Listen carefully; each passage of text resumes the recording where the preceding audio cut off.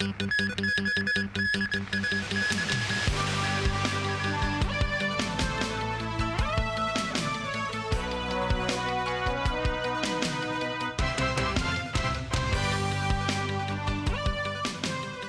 and welcome to TVB News. During an online press conference today, former Chief Secretary John Lee officially announced his intention to run for the city's highest office.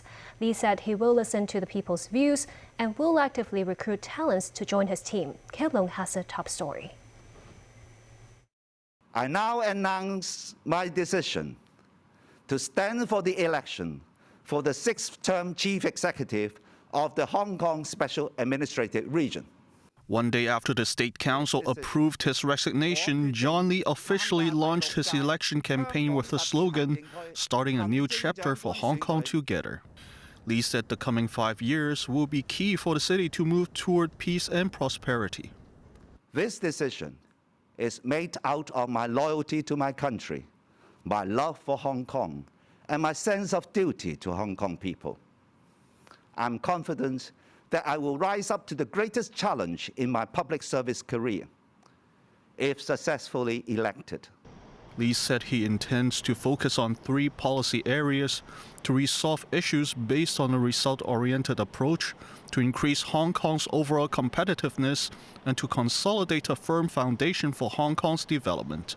Being a pragmatic person, I've always believed that aside from procedural compliance, our ultimate objective must be to ensure results. I intend to effect changes on government's philosophy and ways of doing things so as to enhance the effectiveness of policy implementation. Lee said he will actively recruit talent to join his team. This new chapter will be a new symphony. Being the conductor, each member will be able to leverage his or her strengths to create the synergy effect of 1 + 1 is greater than 2. Together, we will play a more splendid new piece for Hong Kong. During the question and answer session, Lee was asked about his lack of experience in business. I think there is no person who is a know-all for everything. Nobody will know everything, but what is important is that the chief executive should build a team which will be including all the expertise, knowledges, and people who have the passion to do things for Hong Kong. That's what the chief executive should do. Lee also said his lack of a deep relationship with certain sectors is one of his advantages, as this means he has no burden. But he acknowledged there are differences in society and pledged to reach out to the community and listen to people's views. As for whether he was handpicked by Beijing to run, Lee sidestepped the question, noting that he welcomes others to join the race. Caleb Leung, TVB News. Tam Yu Cho, who's reportedly playing a leading role in John Lee's election bid, says the campaign team is trying to get at least 500 nominations for Lee. Tam, who is also Hong Kong's only delegate to the National People's Congress Standing Committee, said members of Lee's campaign team will be announced later. He said many members of the election committee have already contacted the campaign team to offer their nominations. Because of the epidemic, most of Lee's campaign activities will be conducted online. To the pandemic situation, Hong Kong's daily COVID tally edged up slightly to just over 2,500 after the city's compulsory testing exercise kick-started yesterday. Around 2/3 of the latest cases were detected via rapid tests. Among the 2,535 newly reported COVID infections, all but 13 are imported. More than 1,600 are self-diagnoses via rapid test kits. Its proportion versus the traditional PCR test has risen from around half the day before to around 65%. A marked increase, too, in the ratio of asymptomatic cases, which surged from about 30% to more than 60%. Health authorities say both figures are a testament to public participation in the citywide testing campaign. This reflects the participation of the public in testing rapid tests, in using rapid tests. So, because according to our previous trend, the number of PCR positive and RAT positive should be comparable. This as other virus surveillance indices saw reductions, including COVID positive rates from sewage samples and lockdown operations. And more people have been seen out and about on this weekend. Some say they feel safer after testing COVID negative with the self-test kits. Others admit they haven't got tested despite the government's testing campaign, but say they will take all necessary COVID precautions. Meanwhile, around 60 more COVID patients died.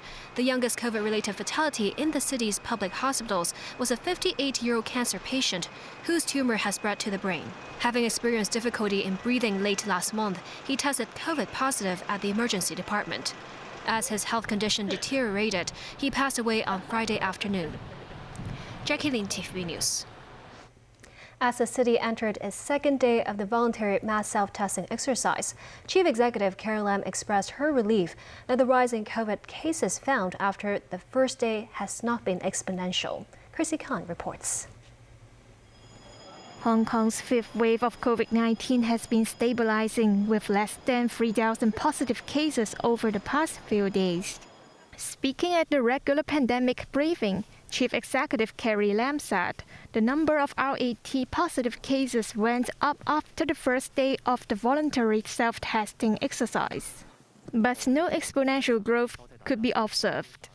We should be very happy with a figure which is not very high as a result of a daily RAT test, which means that the government will have plenty of capacity to take care of these newly infected cases. Lam said the rise in detected infection cases showed the citywide self-testing exercise actually worked. Lam also urged residents to take part in the citywide screening exercise with the rapid test kits provided by the government. But at the end of the day, this is voluntary. We cannot guarantee how many will participate.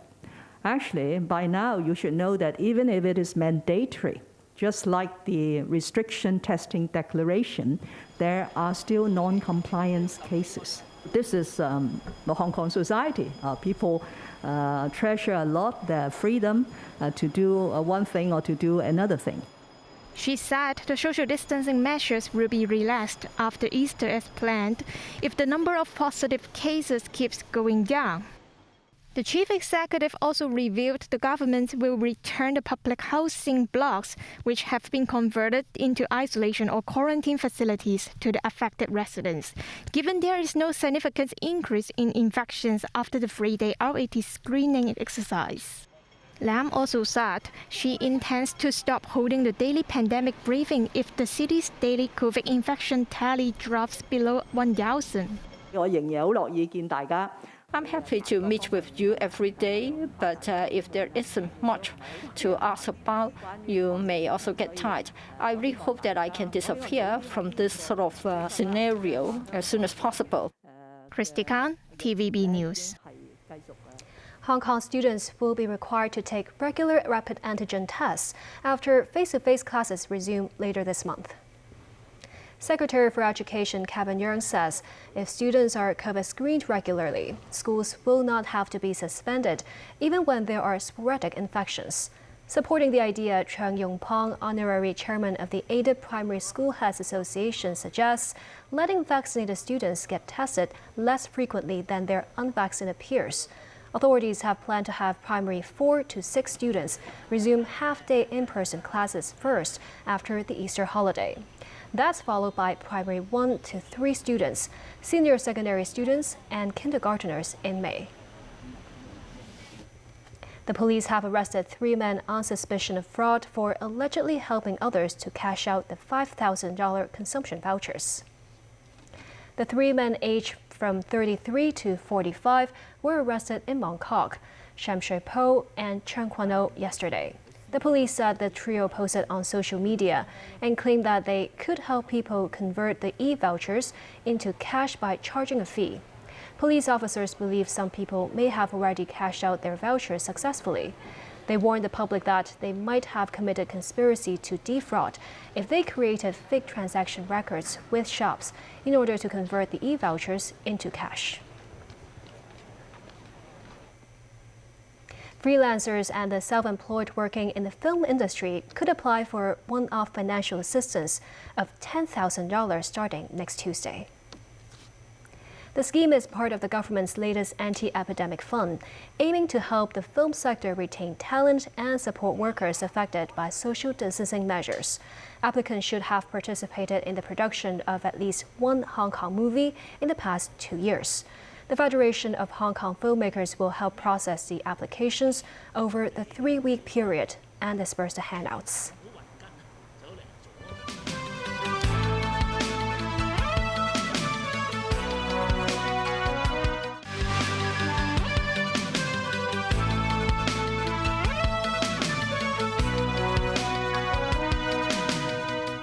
Welcome back to TVB News. There is worldwide condemnation in the wake of a missile attack on a train station in eastern Ukraine that killed more than 50 civilians.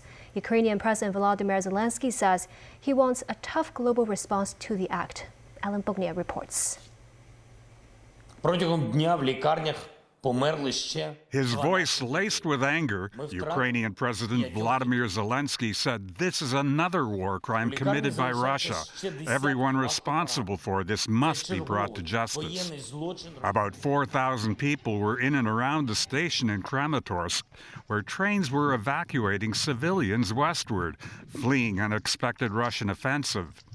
Near the scene were the remnants of a rocket with the words "For the Children" painted on it in Russian. What the words are supposed to mean is unclear. European leaders in Kyiv to discuss further sanctions against Russia reacted with shock and horror to the missile strike. It is atrocious, and there are almost no words for it. And I was deeply shocked to see that on pieces left from the shelling, the Russian had written, "For our children." The cynical behavior has almost no benchmark anymore. In Washington, the Pentagon quickly dismissed Russian claims that it wasn't one of their missiles. We find unconvincing Russian claims that they weren't involved, particularly when the ministry actually announced it, and then when they saw reports of civilian casualties, decided to unannounce it.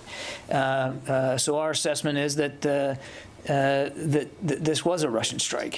The attack in Kramatorsk came as workers in Bucha outside Kyiv uncovered mass graves following the withdrawal of Russian forces. What we see in Kramatorsk, it is strategy how Russian army, how Russian troops do their war. They just kill civilians for scare them, for don't let them for evacuation to evacuate themselves and their family. They won't actually scared and do panic in Ukrainian cities for capitulation. After failing to take Kyiv in the face of stiff resistance, Russian forces have now set their sights on the Donbass region, where Moscow-backed rebels have been fighting Ukrainian forces for 8 years. Alan Bukniat, TVB News. On the eve of the first-round vote of the French presidential election, polls are showing that the gap between incumbent leader Emmanuel Macron and his right-wing challenger Marine Le Pen appears to be narrowing. The latest polls reported a difference of between 1 and 6 points between the pair. Should the ballot's results mirror the predictions, Macron and Le Pen would face off in the second round of voting on April 24th. That scenario took place in 2017, when Macron won by a landslide against Le Pen.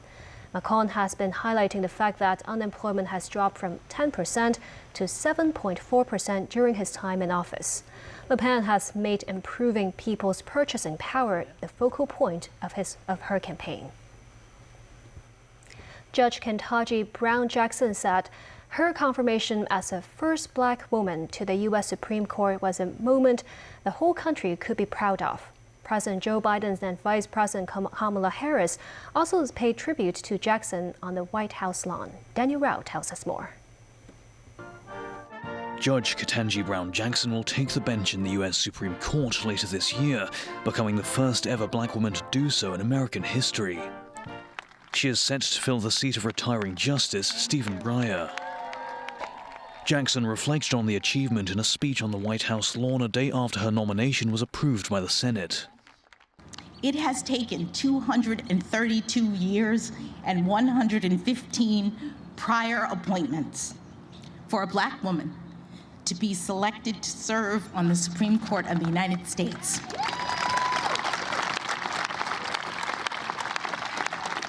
But we've made it.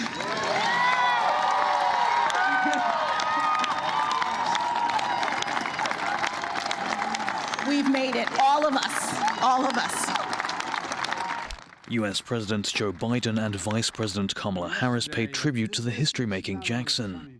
We all saw the kind of justice she'll be: fair and impartial, thoughtful, careful, precise, brilliant, a brilliant legal mind with deep knowledge of the law, and a judicial temperament which was equally important in my view. That's calm and in command.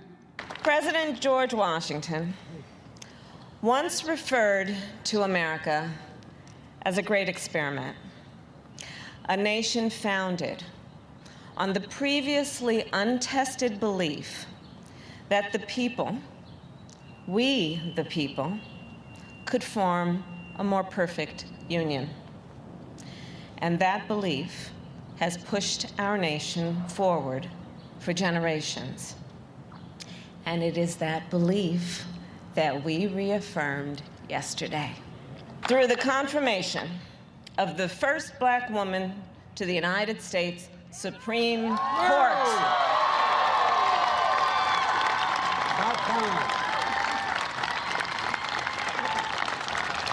And Judge Jackson, you will inspire generations of leaders.